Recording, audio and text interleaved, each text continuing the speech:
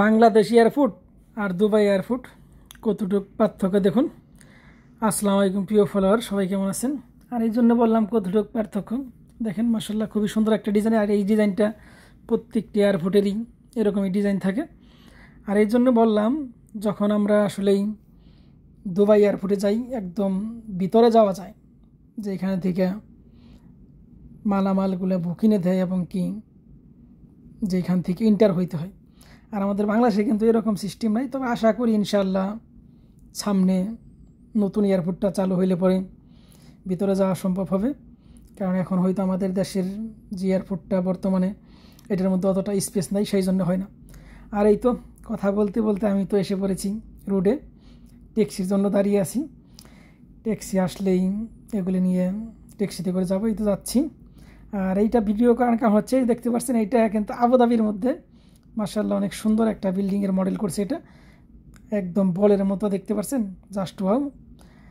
আর এই তো বসে আছি আমার ফ্রেন্ডের সাথে আমি।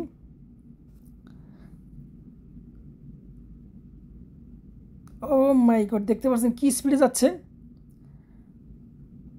আর এই বিল্ডিংটা খুবই ভালো লাগতেছিল, একদম মানে মনে হচ্ছে যে একদম সাজিয়ে রাখছে, এরকম দেখতেছিলাম আমি যখন বাস্তবে দেখতেছিলাম।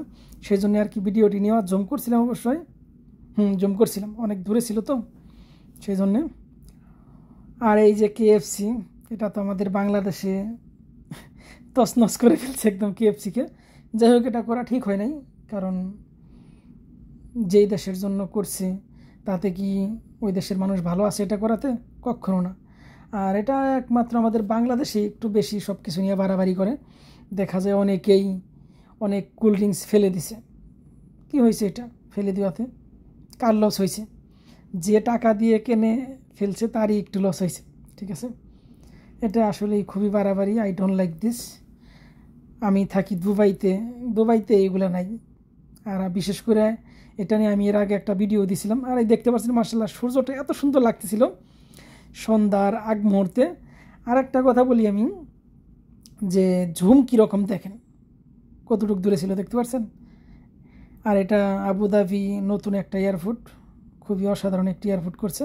আর রাস্তায় কোনো জাম নেই, একদম ফ্রি।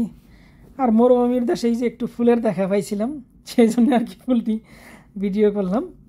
আর এই লিফটটা যে মাশাআল্লাহ বিশাল বড় একটা লিফট ছিল, সেই জন্য ভিডিও করছিলাম।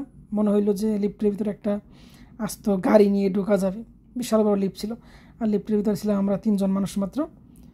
এই ভিডিওটা কোথায় করতেছিলাম ভুলে গেছি আমি। যাই হোক, এখন তো আর এটা স্কেপ করা সম্ভব না, ভিডিও যেহেতু লং ভিডিও। এটা এরকম তো হওয়ার কথা ছিল না, আই ডোন্ট নো হয় এরকম হয়েছে কেন, হয়তো ক্যামেরা ভুলেই চালু ছিল। যাই হোক, সবাই একটু ভিডিওটা দেখবেন। আর দেখার কারণ হচ্ছে এইটাই, ফেসবুকে যদি সম্পূর্ণ ভিডিও দেখেন তাহলে আপনার বেনিফিট, আর যদি সম্পূর্ণ ভিডিও না দেখেন তাহলে কিন্তু আপনার কোনো বেনিফিট নেই। ফেসবুকের নিয়ম রুল মেনে কাজ করুন, তাহলে সফলতা পাওয়া সম্ভব। এই যে এটিএম দেখতেছিলেন। আর এই তো এয়ারপোর্টে থেকে আমি এসে বলছি, এয়ারপোর্টে দিতে গেছিলাম আমার ফ্রেন্ডকে। সবাই ভালো থাকবেন।